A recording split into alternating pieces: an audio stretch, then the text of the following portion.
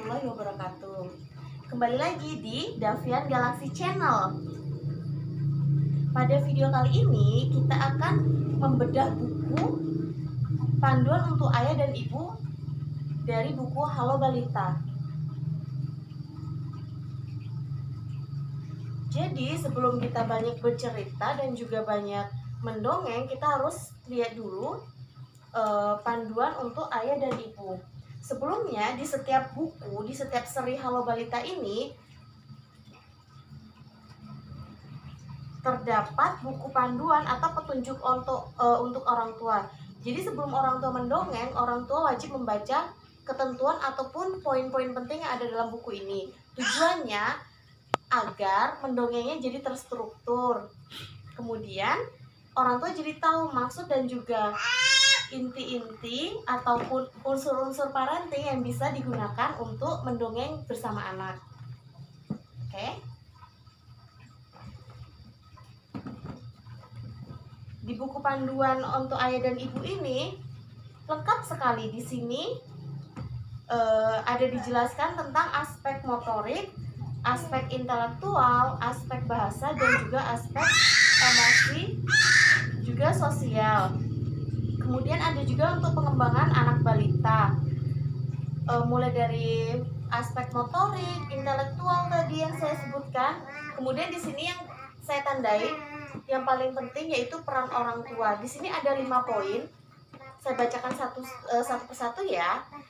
Yang pertama itu memberikan rangsangan untuk mengembangkan aspek-aspek bahasa, intelektual, sosial, dan emosi pada anak sesuai dengan karakteristik tahapan perkembangan anak balita. Berarti orang tua di sini harus rajin membacakan dongeng ataupun membacakan buku cerita ataupun sejenisnya kepada anak untuk membangun aspek sosial emosi pada anak dan juga memperkaya daya ingat anak ataupun kosakata anak. Yang dua, menciptakan lingkungan yang memberikan kebebasan tetapi tetap terarah bagi anak balita dalam mengekspresikan perasaan dan pemikirannya. Kalau saya di sini bebas untuk membiarkan anak saya mengeksplor hal-hal baru yang dia inginkan. Contohnya, dia ingin belajar menulis atau dia ingin belajar membaca, saya fasilitasi dengan memberinya papan tulis ataupun membelikannya buku-buku yang edukatif.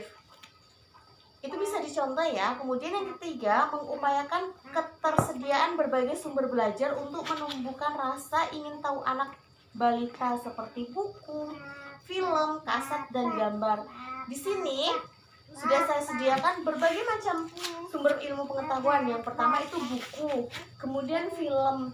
Jadi untuk seminggu sekali ataupun seminggu 2 kali, agar anak tidak jenuh diberikan buku terus menerus, kita jeda dengan pemberian film ataupun menonton film bersama dengan ayah dan bunda. Kemudian kaset ataupun gambar. Yang keempat, memberikan pujian kepada anak balitanya dengan tepat sehingga dapat menumbuhkan perasaan bangga dan percaya diri pada anak tentang kemampuannya. Jadi setiap anak bisa melakukan sesuatu, kita harus memberikan pujian dan juga apresiasi kepada anak. Tujuannya agar anak itu merasa senang dan juga memacu dia untuk melakukan hal yang lebih baik dan lebih baik lagi.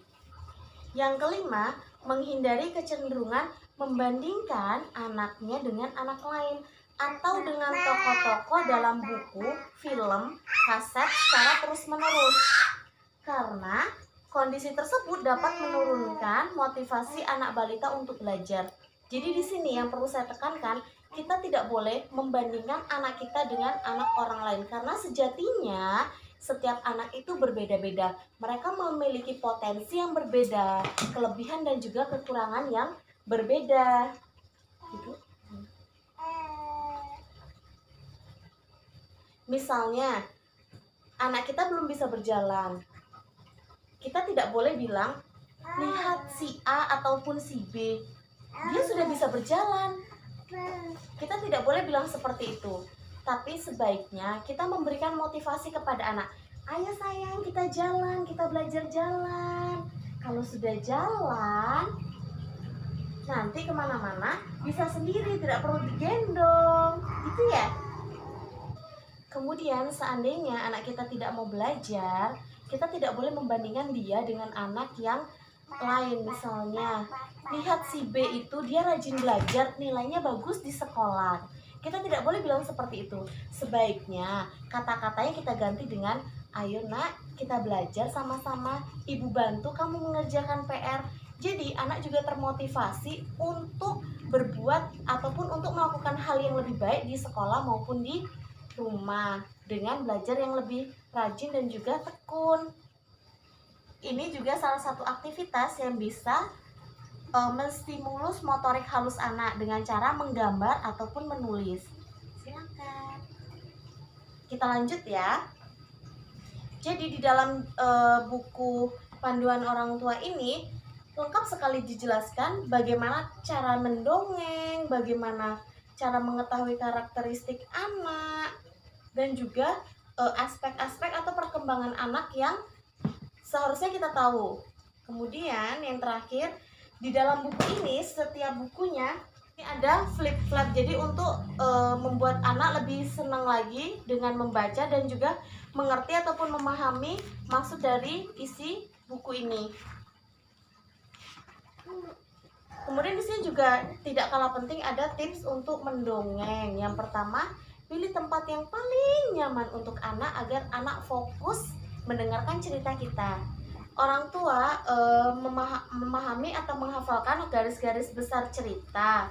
Kemudian libatkan perasaan Anda, munculkan ekspresi wajah saat marah, sedih, tertawa ataupun terkejut. Kemudian aturlah nafas dan perhatikan intonasi suara, kapan harus tinggi, kapan harus rendah, kecil, intonasi suara besar, berat, cepat, ataupun lambat. Kemudian sisipkan humor untuk menyegarkan suasana bercerita. Bangunlah suasana interaktif agar anak merasa terlibat. Jadi, sewaktu kita mendongeng, buatlah seakan-akan anak itu ada di dalam cerita. Bunda juga harus peka terhadap kondisi anak. Jika sekiranya anak sudah mulai bosan ataupun dia tidak tertarik lagi, maka hentikan ceritanya. Di sini tadi sudah saya sebutkan aspek-aspek apa saja yang perlu kita ketahui tentang balita kita. Aspek motorik, intelektual, bahasa, emosi, dan juga aspek sosial. Jadi buku Halo Balita ini dikemas dengan memperhatikan 3 unsur, SQ, IQ, dan EQ, I, E, dan S. Baiklah ya dan bunda, sekian video kita hari ini tentang bedah buku panduan untuk ayah dan bunda. Sedikit tips parenting dari saya, semoga bermanfaat ya. Jangan lupa klik tombol subscribe, komen, dan juga like ya. Nantikan video-video kita selanjutnya. Wassalamualaikum warahmatullahi wabarakatuh. Dadah.